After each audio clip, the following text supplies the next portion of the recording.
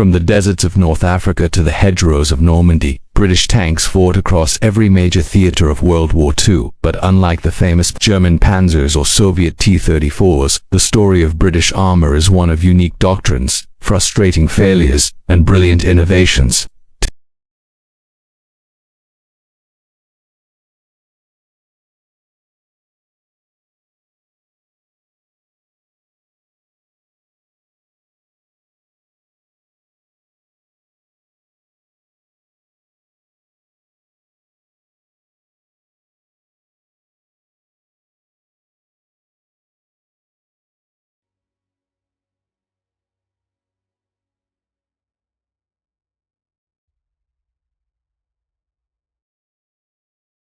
Let's start before the war even began, with the Vickers light tank series. These little tanks, culminating in the Mk6, were the backbone of Britain's armored forces in the late 1930s.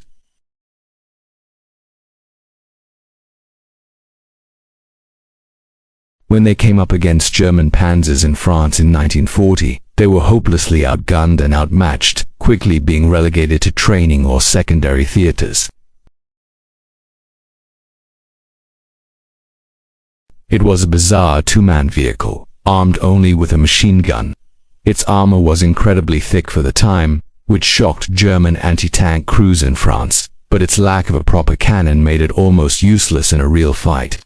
Then came its much more famous successor, the Matilda II. This was the queen of the desert in the early North African campaign.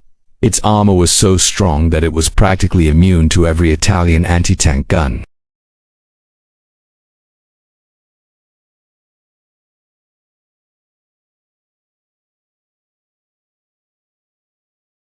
Once the Germans arrived with their powerful 88mm guns, the Matilda's reign came to an abrupt end.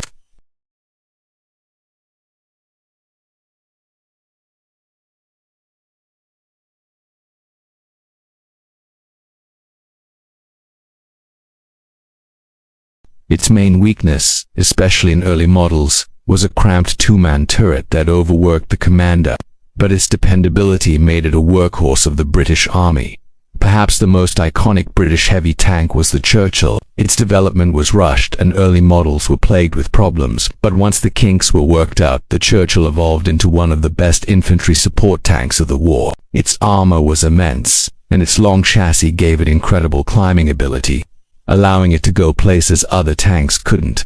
It became the basis for some of the most famous specialized vehicles of the war, like the Churchill Crocodile, which carried a terrifying flamethrower, and the Avra, an engineering vehicle that could destroy fortifications with a giant mortar. Now, let's switch gears to the fast and aggressive cruiser tanks. The early models, like the Cruiser Mki-4, were all about speed over protection.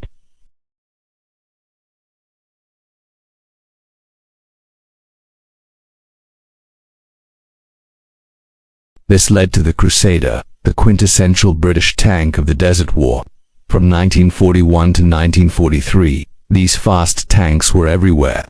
But the story of the Crusader is a tragic one. It was constantly beset by mechanical failures in the harsh desert environment. Its armor was too thin, and its 2-pounder gun was quickly made obsolete by improving German tanks like the Panzer III and IV.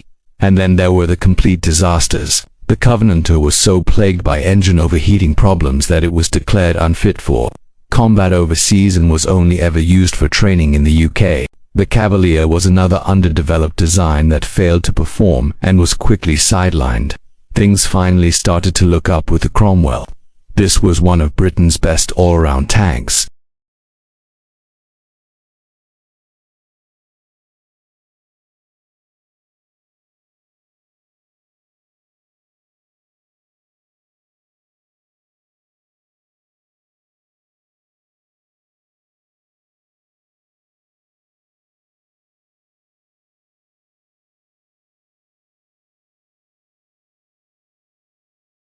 To solve that problem, Britain developed the Challenger, which was essentially a stretched Cromwell chassis designed to carry the formidable 17-pounder anti-tank gun. It was a capable tank destroyer, but it had a very tall profile, making it an easy target, and only a limited number were produced. The true pinnacle of British wartime tank design was the Comet. arriving late in the war in 1944. The Comet was the tank Britain had been trying to build all along.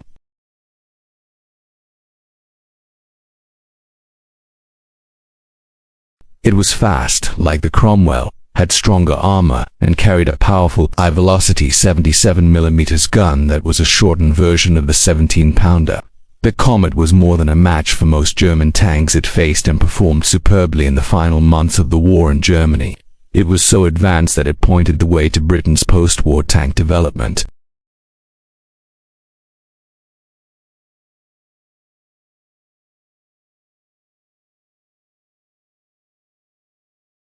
And there were the bizarre experimental super-heavy tanks, the Tog-I and Tog-II.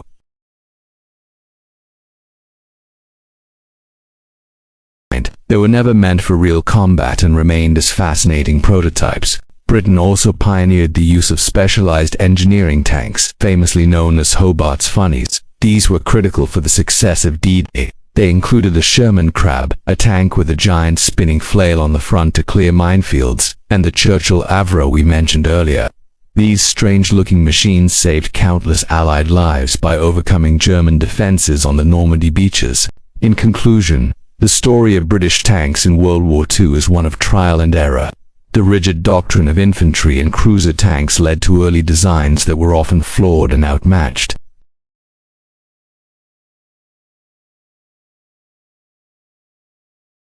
This led to the creation of effective and reliable late-war tanks like the Cromwell, Churchill, and Comet. While they may not have always had the biggest guns or thickest armor, the sheer variety, specialized nature, and eventual effectiveness of British tanks played a vital role in securing Allied victory, and the experience gained laid the groundwork for one of the greatest tanks ever made, the Centurion, which would dominate the battlefields of the Cold War. Thanks for watching. If you enjoyed this deep dive into military history, make sure to like the video and subscribe to the channel for more. Let us know in the comments which nation's tanks you'd like to see us cover next. See you in the next one.